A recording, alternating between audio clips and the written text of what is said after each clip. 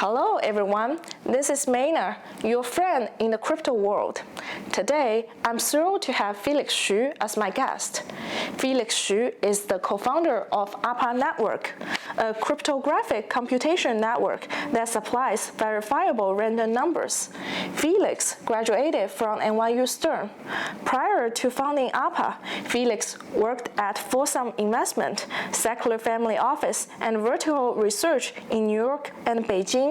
Felix loves sailing, kitesurfing, and was featured on New York Times and the Wall Street Journal for his NFT collection. Now, let's welcome Felix. Hi, Felix. Welcome to my channel. Before we start our conversation, let's do a shot together first. Thank you. Okay. Cheers. Cheers.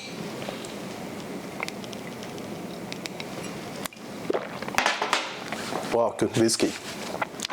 Thank you. So Felix, tell us about your background as well as how did you get into crypto? Sure. So I was born and raised in Beijing, and I went to college in NYU, so it's actually here. I consider myself half of a New Yorker because I in total spent about 7 years of my life in New York. So after I graduated back in 2014, I actually my first job was doing equity research, in finance, right? So I was covering cyclical industries. The sector is industrial, so it's very cyclical, just like crypto. And then after 2016, I started to work at a venture capital back in Beijing, and that was when I discovered Bitcoin back in 2017. I bought Bitcoin and I did a lot of research, on Bitcoin, on the technology itself, and also on, some deeper implications.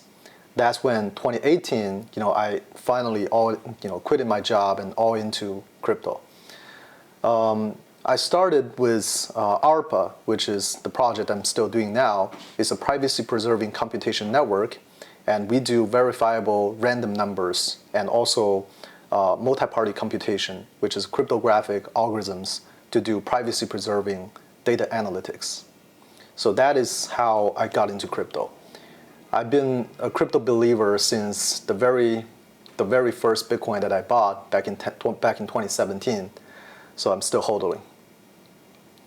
Have you sold any Bitcoins? You have bought since 2017, or you have just been holding? I've been holding and I've been adding during the bear market. So actually one fun fact was when I first quitted my job, my parents was like, wow, we don't even understand what is blockchain, what is crypto, and how do we get involved?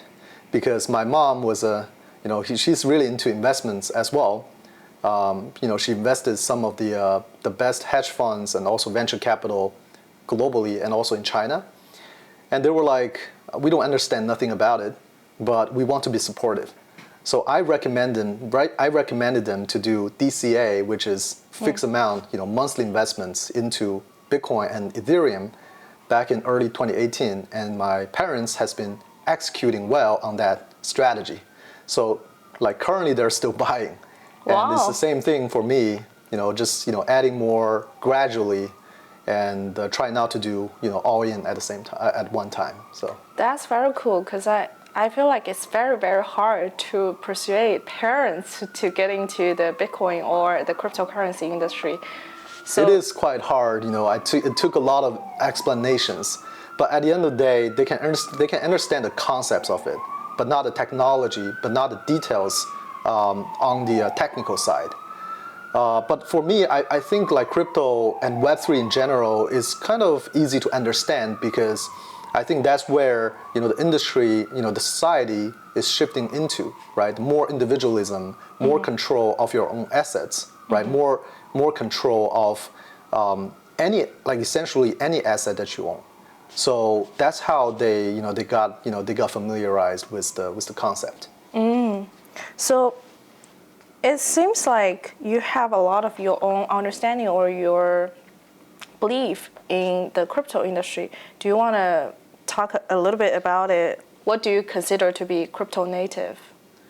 Sure. I think crypto native is really we first need to understand what kind of industries are we in, right? So first of all, I think blockchain and Web3 is an industry, is a tech industry, right? So any tech, there's a gradual adoption curve until an inflection point, right? That inflection point is usually 10 to 20% of adoption rate. We are still far from it, because think about how many wallets are there in the real decentralized crypto wallets. There are maybe like 10 million users. There are maybe like 20 million users. That's all, right? It's actually less than 1% of the penetration rate globally. So we are still far from that inflection point. But there are several things that I think are very important to be the pillars of being crypto native. I think the first one is permissionless, right? So you have to control your own thing. Don't trust, verify. That's kind of the motto of crypto, right? You don't own anything that you cannot sign a message, right? Mm-hmm. So I think that's kind of the first pillar.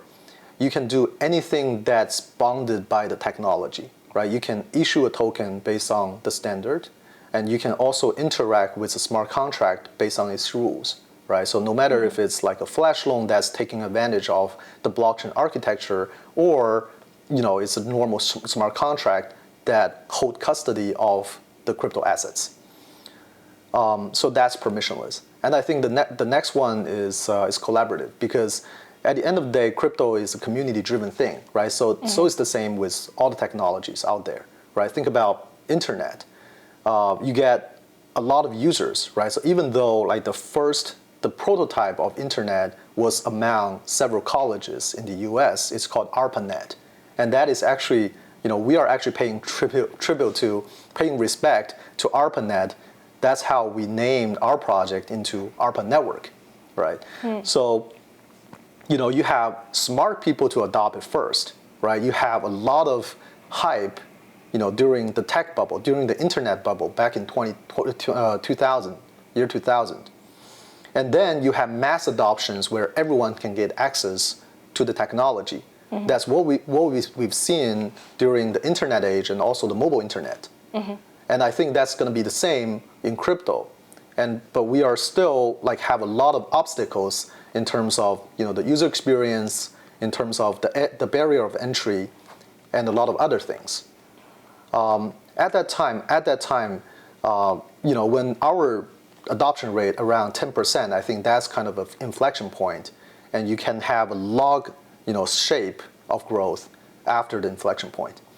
And that is the same with all types of technologies. And then I think the third one is having fun, because essentially I think crypto industry is technology, is also a culture industry, right? Mm-hmm. Because look at NFTs, look at all these digital products that we have, that we spend time with, right? Currently, on a normal basis, we spend maybe 10-15% of time, 10-15 hours every day in front of multiple screens, right? So that's how our life is turning into digital, right? All of your work, all of the settings you have are on the internet. So as we are more adopting more and more technology in this kind of the digitalization world, I think to have ownership on your digital asset is becoming more and more important. Mm-hmm. And that is on the culture kind of implication of crypto as well. Great answer. So there are a lot of different points that I want your reflection on based on your previous answer.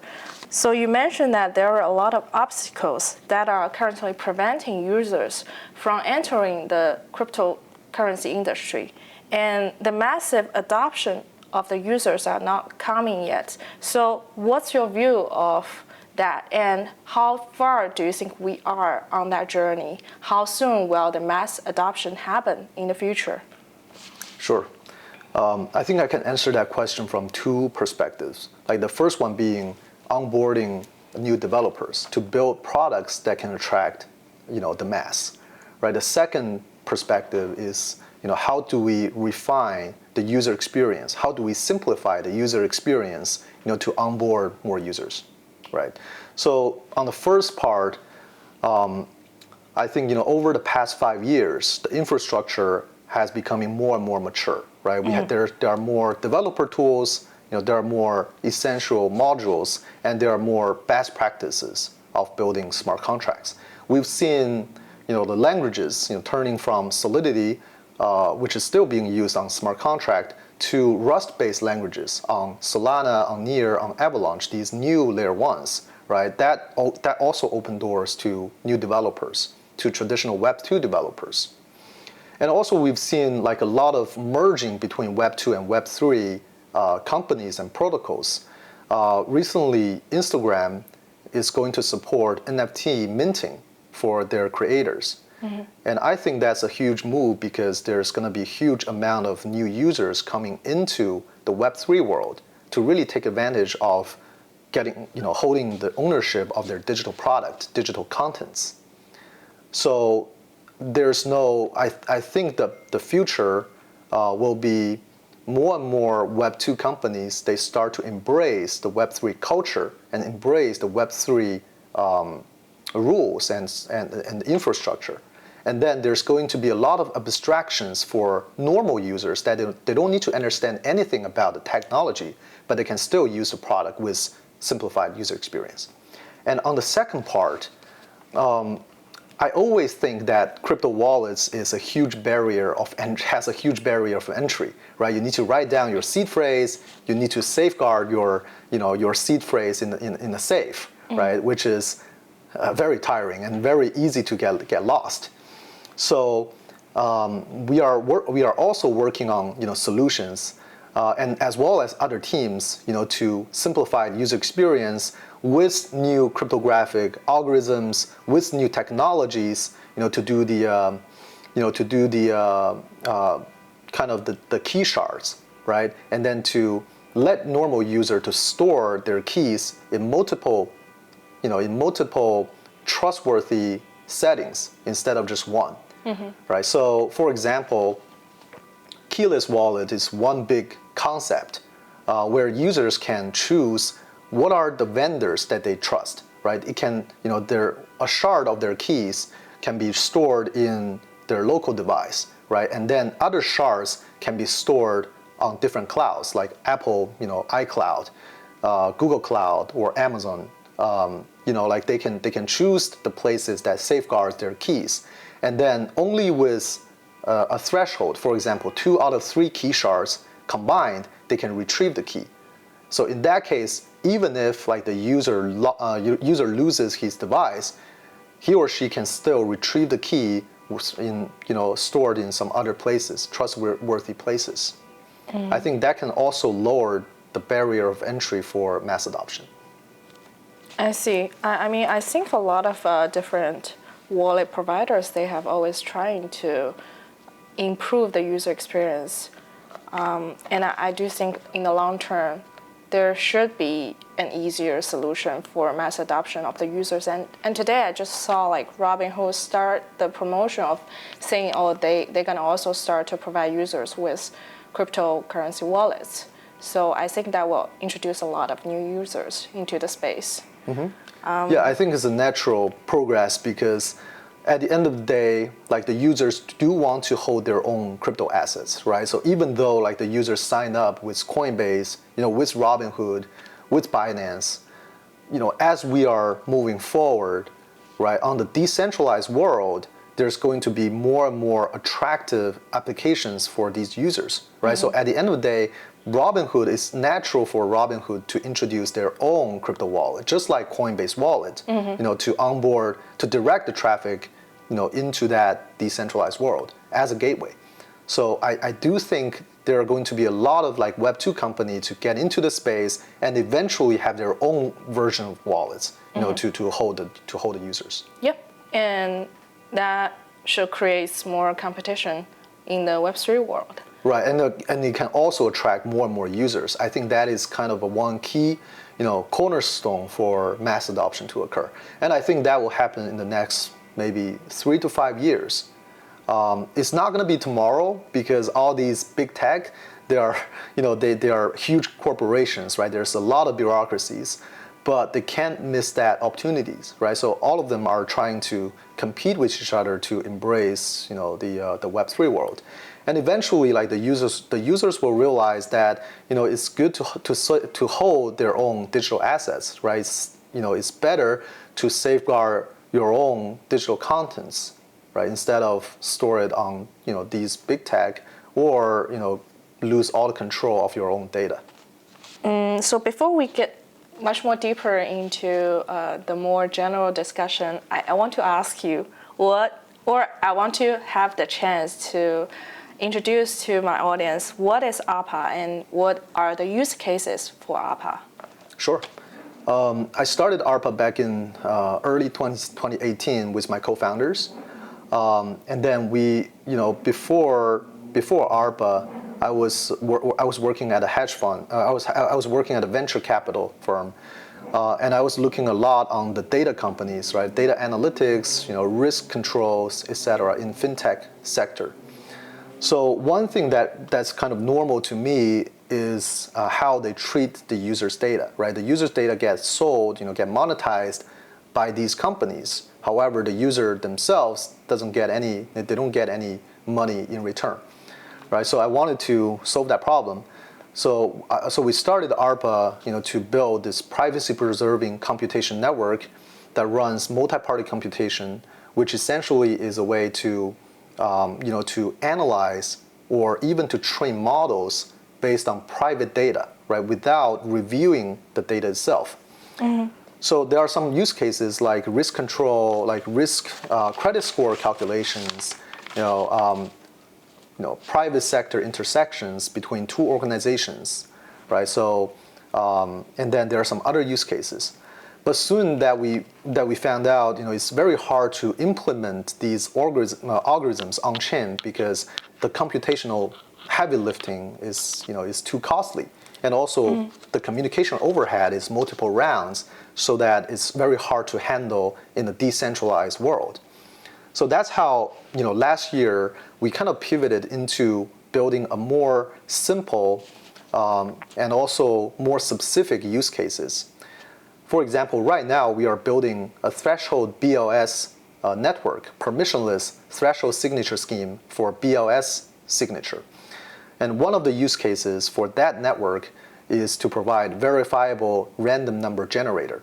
It's blockchain agnostic, so it can be plugged into multiple blockchains to support both decentralized applications and also blockchain consensus. I can go into some more details on that part. So for example, in metaverse gaming, right, in lottery, in NFT minting and NFT whitelisting, you have a lot of demand for randomness, right? Mm-hmm. So you also want the randomness to be verifiable, to be transparent to your users.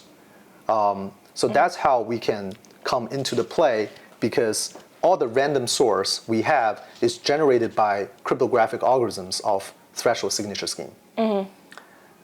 So not only for application level, for blockchain consensus, there's also demand for random numbers. For example, IPFS network, their consensus is powered by randomness, right? So we believe that as blockchains becoming more and more modular, there's going to be a lot demand for the random beacon, and we are currently one of the most decentralized and also one of the few real permissionless network that support these random beacons. So essentially for the encryption or the random number generation, you just encrypt the specific transaction data and generate a random number, and essentially you can map it back to the specific transaction?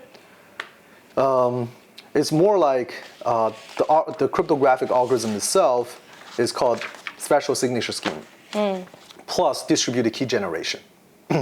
So that meaning every time when you try to generate a key, it generates a key shards, several shards of your key. And then you need to achieve a certain threshold, for example, 3 out of 5 keys, right, to sign the message, right, to actually have the access to the private key essentially.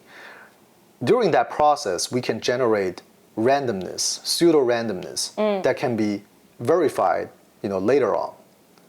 So we can use that randomness to support all these, DeFi or NFT or blockchain consensus applications. That's how we achieve, the verifiable random numbers on a high level explanation. I see. Very cool. And then do you want to talk a bit about like other use cases that users might have for ARPA? Sure. At ARPA, we are, as I said, we are building this permissionless threshold signature scheme BLS network. And then there are some other applications that we can tap into instead of rather than real randomness RNG. So for example, token bridge, for example, keyless wallet that I mentioned before, and some other use cases, but we still need to kind of narrow down these use cases to have really the most valuable setting of being permissionless.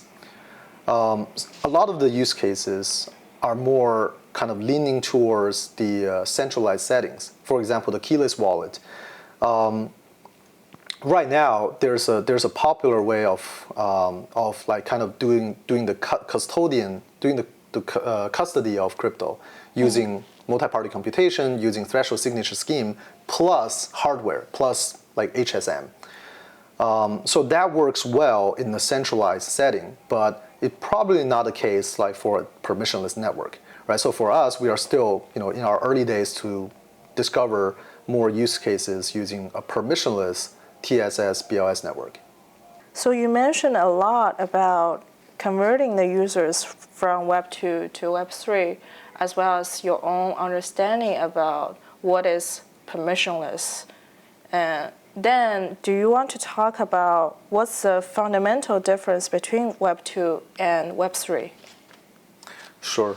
I think there's a good comparison that Web 1 is to read, and Web 2 is to read and write, and then Web 3 is to own your digital contents. I think that is a broad definition of Web 3, right? So we do want to take control of our data, right, our contents, and for both like builders and content creators. I like NFT personally. I was also featured on New York Times and Wall Street Journal on my NFT collections.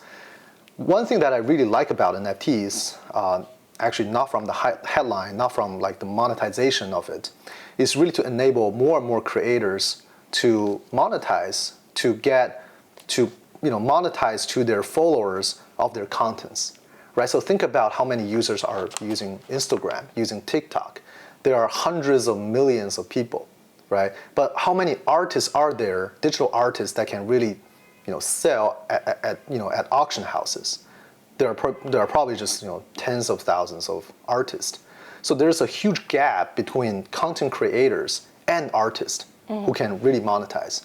The most you can get from Instagram and from TikTok are just likes, right? Some traffic. So that's how like all these content creators are doing these advertisements, are partnering with all these mercantile, right? So that's, I don't think it's a very healthy environment for all these content creators. They can be given the freedom to express their own views, work on something that really interests to them, and also work on something that their followers would like to see as well. And then there's a saying that you only need 1,000 true fans, right? So that 1,000 true fans can take you a long way, because if they are willing to pay for your work, pay for your contents, and that's exactly what we are seeing at the industry of the NFT industry. So it's also a way to kind of differentiate, the normal followers with the paying followers, right? So a lot of these contents, if they can monetize, they don't need to monetize with very high price tag, right? You can always have multiple editions, and then you don't necessarily need a lot of hype to sell your contents. I think we are still early on that part. As it become more and more normal for content creators to monetize, to make a living out of your own contents. And I think the quality of the contents can also be improved because it's more direct versus doing the advertisements. So to summarize, the key point you just mentioned about the difference between Web 2 and Web 3 is the content ownership, which Web 3 empowers the creators or the users to have more of a cut or the copyrights for the contents, and they can monetize their content better. Exactly, because like the current business model for all these big tech is broken. Because they get the users, right? They get the content creators, they direct the traffic, with algorithms that are not open source, right? So a lot of people need to fight against censorship. A lot of the content creators need to kind of optimize themselves to cater with the algorithms. Who there's nobody knows what's the algorithms. It's not open sourced. Yep. And then as users, we contribute our data. However, we get nothing in return, right? So all these things converted into the big tech's advertisement revenue is always the biggest chunk of their income, right? However, all these data, all these contents, all these traffic is contributed by every one of us, right? So for Web3, I think some major milestone will be safeguarding your own digital assets, safeguarding your own contents, monetize your own data, and essentially be more open source on the algorithms itself. Yeah, I mean, I totally agree with you because I also have been in the NFT space for a while. And what you talked about, the creators economy, it's a truth in the traditional world. And only, I would say, 99% of all the creators, either in the filming industry or the music industry, they wouldn't get paid for whatever they're creating. But for NFT, it actually empowers them to getting paid, and it actually flattens out the curve a bit, meaning it's not that steep anymore. So it will, and it also enables the creators to get a more fairer payout throughout the content creation process. And I've also seen like creator style or different protocols that try to help them to smooth out the process. So I'm definitely excited about this part. But I do think there's really a long way to go. It is a long way to go, and there's a huge hype. There's huge hype, in the NFT space. We are seeing some, NFTs are sold for millions of dollars, which is essentially just a JPEG, right? There's not much utility of it.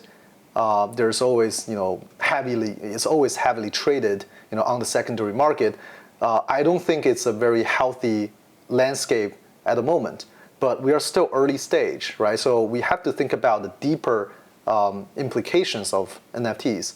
But I do think, it's a good start. At least we get some traffic, get a lot of attentions, we get some, like capital support, right? And the future is going to be treacherous. Like it's not going to be like a one direction up. But yeah, I do have a lot of faith because I think that's essentially how our society is evolving into.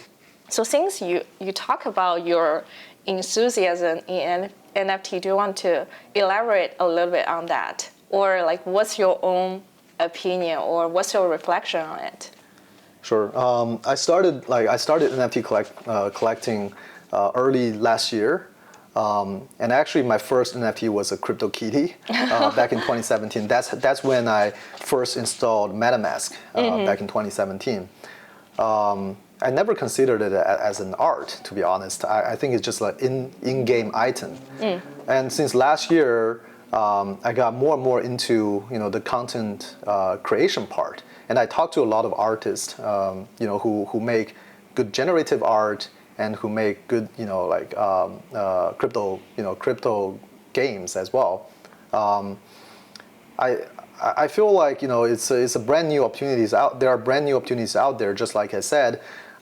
there are hundreds of millions of creators, but there are only like a handful of digital artists. I think there's a gap in between, and it's good to see that artists from the third world countries, at least they can make a living, right? They can sell their art to the true fans with $5, $10, enough for them to feed their family. So I think that's the most valuable part for me, which I want to give back to the community, and I want to give back in a proper way, right? So like I support some of the artists that I like, and then it's not I want to see them to go into auction houses eventually, or to sell their work for a very high price. But I do think there are going to be 100 times more creators that can get into the NFT space, right? They can at least monetize their work.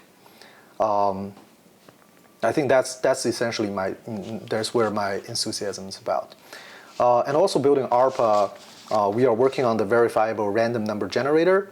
There's a use case for generative art for that transparent, verifiable, random source as well, right? There are a lot of places in NFT gaming, right? NFT art and just metaverse in general that require random source. So it's also there's a lot of common grounds for what I'm passionate about and also what I'm building. Right. So it's good to work on both at the same time. Yeah, glad that you are having fun collecting NFTs. But you mentioned when you purchase or when you collect those NFTs, because you wanted to support the artists that you like, right? How do you pick those artists? And essentially, I mean, a lot of NFTs, they are expensive. So if we think about it pure from like economic perspective, you still don't want to lose a lot of money, or you want to kind of earn money in the long term, right? So what are the criteria of you picking the artists as well as the specific NFTs? I mean, like I bought some PFPs, but really like I'm not that into the PFP space, right? So a lot of the art that I bought was $5, was under $100, right? A lot of the NFTs that I bought are not on Ethereum, right? So that I don't need to spend like $40, $50 of gas fees just to acquire them. I like Tezos. I'm actually one of the multi-sig for Theia.art, which is kind of a, one platform that I was really into, and then it got shut down, and then the community rebuilt Hikanunk into Theia.art, which I'm also a big supporter of, right? So there are many artists in that community. They create good artwork, and they are selling for a reasonable price, right? There's very little hype on Theia.art community, but one thing that I observe is that 70% of the artists, they also collect from other artists, right? So they are both artists and they are also collectors, which is really rare to see like in our space. And then a lot of the artists on Theia.art is from third world countries, right? From South, like Brazil, from Argentina, from Turkey, from China, right? From Southeast Asia, right? So a lot of these people, they don't have access to galleries, to auction houses, to all these shiny, temple of art. But like internet and also NFT is providing them a new stage to reach global audience. It's very hard to imagine like someone from over the seas, right, the other side of the world, purchase their art prior to Theia.art, prior to NFTs, right? So there's definitely a lot of hype around NFTs, but there's also kind of a secret paradise for NFTs as well. Artists always support each other. It's not surprising because I've worked with a lot of different artists. They have their own like artist community on collections on Discord, on Telegram, and they will always promote each other. Even like when they found someone that's great to collaborate with, like they spread the word very, very quickly. So it's totally common. But I do appreciate the feedback on that. Yeah, like one thing that I'm also a big fan of is art blocks, right? I collect a lot. I collect a lot on art blocks. Some of my favorite artists, like Matt Delores, like Snowflow, they all have their series on art blocks. And then after they made their fame, right, on art blocks, they are still supporting their fellow artists, right? The generative art community, artist community. I think that's a culture thing. The next question I want to ask you about is the market condition. So a lot of events have happened this year. For example, the Axie Infinity hack, the Luna event, and all of those bad events have caused people to talk about, oh, we are actually in a bear market right now. Should we be scared right now? And also another thing is we have good things to look forward to, such as the upcoming ETH proof of stake merge. What is your take on the current market condition?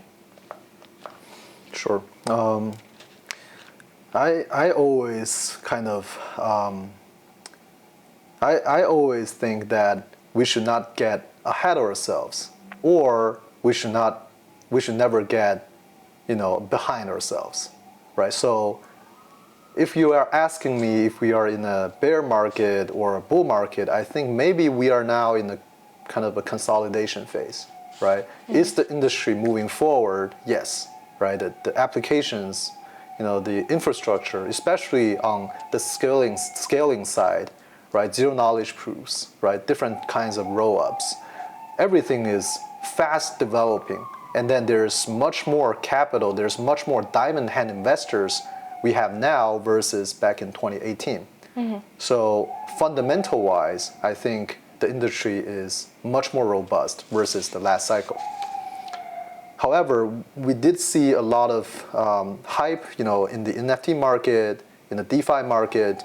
There's several hacks, right? High-profile hacks that's over $100 million. These things are, proves that we are in an irrational hype, for the past 6 to 12 months. And I think a consolidation is actually very healthy to squeeze out some of the weak hand, right? To squeeze out some of the people that try to speculate into the industry, and then to leave these long-term true believers to stay in the market. I think every time a bear market is perfect for builders who has a long-term vision, right? Our industry is something that's creating a brand new ecosystem, a brand new infrastructure for technology, right? We solve the trust issues which can never been solved before in the human history. So I'm very optimistic about the long-term future. But for the next 6 to 12 months, I think there's going to be a lot of correlation between the macroeconomic conditions, right? If we are heading into a recession, in the U.S., if there's unknown risk for geopolitical turmoil, right? Just like what we are seeing in Russia and Ukraine, right? So all these things, I think, adding a lot of uncertainties to the market. But for me, every bear market is a good entry opportunity as a builder, as a long-term investor, for both. Yeah, that's my take on the market side. Yeah, I think definitely during a bear market, it's the best time for builders to commit themselves into the building phase, because when it's a bull market, then everybody is crazy. They're talking about different things, being a dreamer. But how do you actually, or do you have any suggestions for the investors, how to invest in a bear market? I think DCA is the best investment strategies, not only like in the bear market, but also in the bull market, right? Mm-hmm. So for example, I always recommend my friend, if you want to get into crypto, first of all, don't overspend, right? Don't overinvest. Invest like 2 to 3% of everything you have, into the crypto market, not at one time, right? At around, spread it out over 2 years. Every month you do fixed amount of investments into crypto, into Bitcoin, into Ethereum. I think these are the two largest and the most stable, crypto assets. Mm-hmm. And for builders, my recommendation is really to partner up with the right investors, right long-term investors, keep building on what you're building right now, try to find the product market fit, and also just don't lose hope. I think that's what we did back in 2018, 2019 bear market, and it worked perfectly for us because during, like you said, during the bull market, everyone's attention span is super short, right? Everyone's trying to make money, trying to flip, trying to speculate. But during the bear market, people's attention span is much longer because there's nothing new in the market. It's like everything is slower, but building is slow. Like Rome is not built like within a day, right? So like if you really want to build solid product or solid infrastructure, you need a year or two or even more to actualize that vision. Mm-hmm. But right now, it's kind of hard to get money from the market, isn't it, as a builder? Depending on projects, I think, right? So if you really think hard enough to tap into the real problems of our industry, I think there are plenty of investors out there. They might be more sensitive on the valuation, more sensitive on the long-term vision and on the product market fit, but I think that's healthy.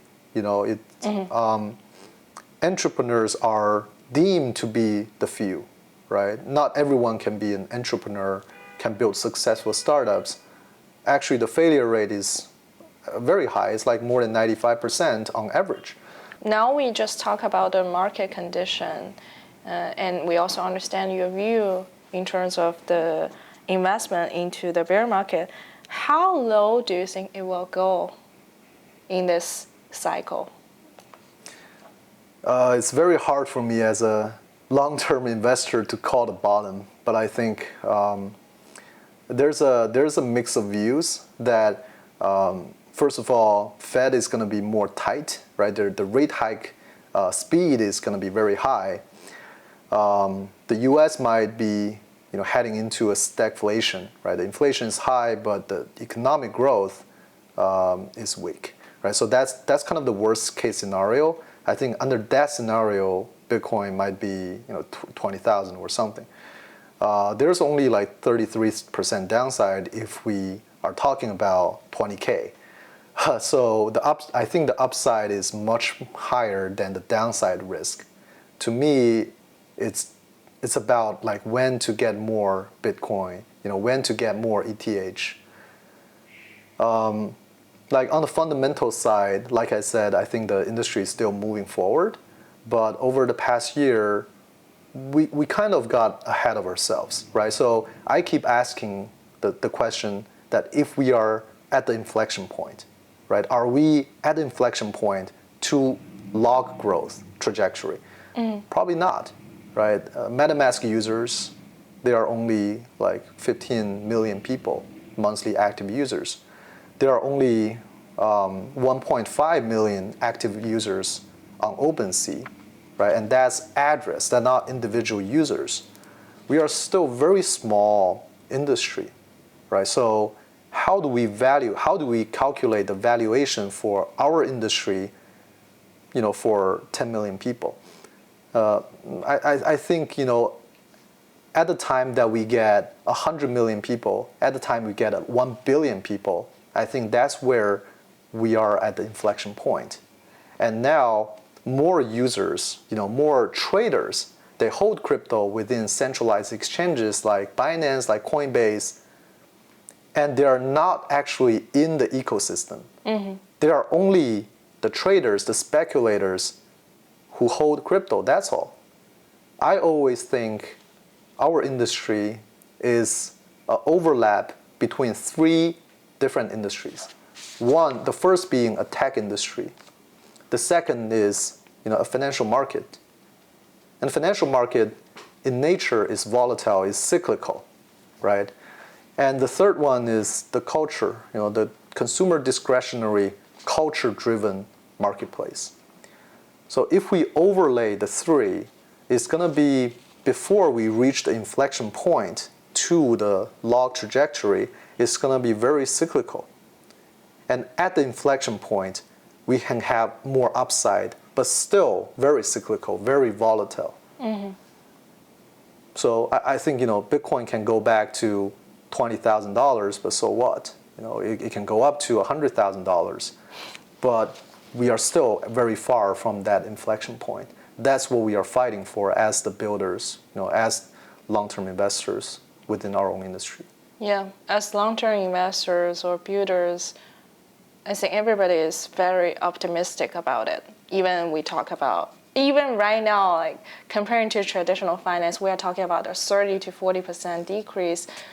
In traditional finance, it would be a lot of volatility. But from our mind, or for people who have experienced several cycles, then it's a norm. And then it's actually the risk or the volatility that we are willing to take and we are aware of.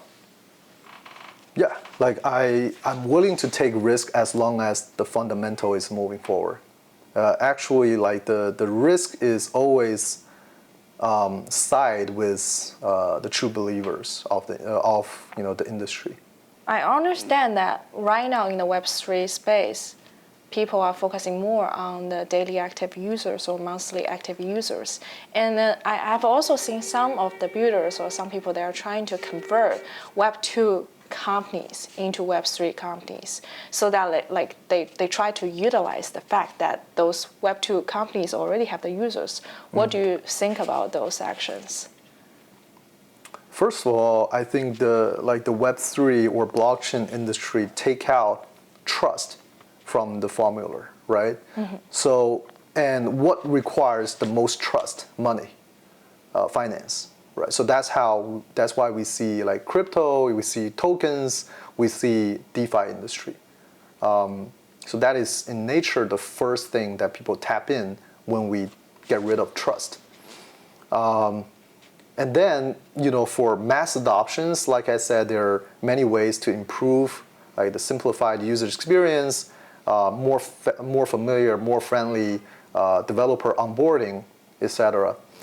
I think one big problem for these Web2 company trying to enter Web3 world is that they are too entitled, right? For example, if they have like 100 million users, eventually, without lowering the barrier for user acquisition, for user entry barrier, how many users will finally distilled into the Web3 world? Maybe less than 1% conversion rate. Mm-hmm. So a lot of people fail because they overestimate how many users they can convert into their own Web3 products. And that takes a long time and many teams to work on it until we have better solutions. But that also might be a birthplace for like several billion dollar valuation startups to occur in these small verticals. So do you think a native like Web3 company will already have that advantage over those Web2 companies? Because essentially when users in Web3 they think about it, they will have more trust, or because the Web3 companies, they already built their communities within the Web3 world, so they have the natural advantage. Yeah, it's a good question. To me, I think to utilize the characteristics of blockchain to build products that can attract mass adoption, I think that is the way as a builder in Web3, what we are looking for. Big tech companies, they always have the bureaucracies, right? Even though they have better talents, sometimes they have better talents, they have more talents, of course, but it's hard for them to deviate from their trajectory, right? Deviate from their routine way of doing things. So that's why we have the opportunities. But the window is just might be 3 to 5 years. Mm-hmm. Once all the technology is democratized, everything is abstracted into more, user-friendly interface. At that time, Web2 company has a lot of advantages over native Web3 teams. Before we wrap up our conversation today, I would like to add a more personal question to our conversation. So, can you please share with us one fun fact about yourself? Sure. I have a lot of fun facts. You can share multiple if you wanted to. Okay. So I was a big fan of hiking and mountaineering back in college, and also right after college. I hiked a lot of mountains, like in the U.S., in China, and also in Europe. But then, like after I hurted my knees back in 2016, I stopped. And then after that, I started my own my own startup and became really busy, right? So pretty much I didn't have any work-life balance until last year. So last year I made a resolution, like, okay, so for the startup I lost all my hobbies, so now it's maybe time to pick up a new hobbies, right? So last year I learned sailing, and then I was really impressed by the wind, because like sailing doesn't require the engine, right? There's no engine in the boat, and all you have, the power source, is purely from wind. And the wind is actually very powerful, that you have to maintain a delicate control to not overthrow like the whole boat. And then since sailing is also a meditation for me, because every time when I'm on the water, it's very calm, and I don't look at my phone. I think in the normal days, in the normal like life of all the people, we look at our phones every a couple minutes. So it's great that I have the opportunity to not looking at my phone for 2 hours, 3 hours. And from sailing, I also learned kite surfing, and now I'm a big kite surfing fan, because it requires a lot of balance. You require your core strength, you need to maintain the control of the kite, and also maintain the control of your balance and the board, right? So it's a combination of multiple elements. Yeah, so like I always consider myself as a like kind of machine that can think. So like I'd like to maintain that delicate balance of executing some complex task, so that I can test my limit. I can know more about myself. It's also like meditation. So that's my hobbies right now. Yeah. Should I say like kite surfing is more a challenge than a hobby? It is a challenging hobby. Nice catch. So how often do you go kite surfing or sailing?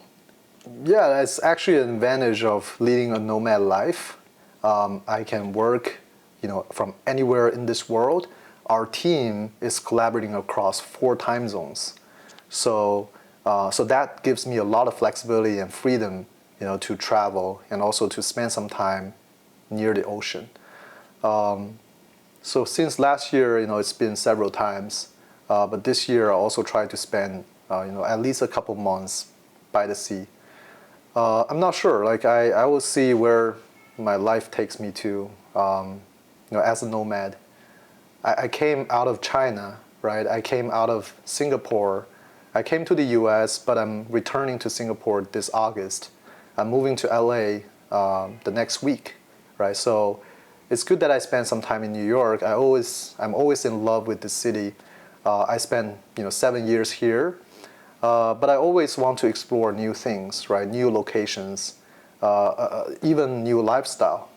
I think the flexibility and the freedom is essentially what I'm fighting for, as a builder in Web3 world as well. Yeah, like for us, like Chinese or Asian entrepreneurs, it's gonna be a bumpy road ahead, I guess. But we are full of hope. Yeah. Good luck on the journey, and I'm also on the same journey with you. Thank you. Thank you. Cheers. Cheers.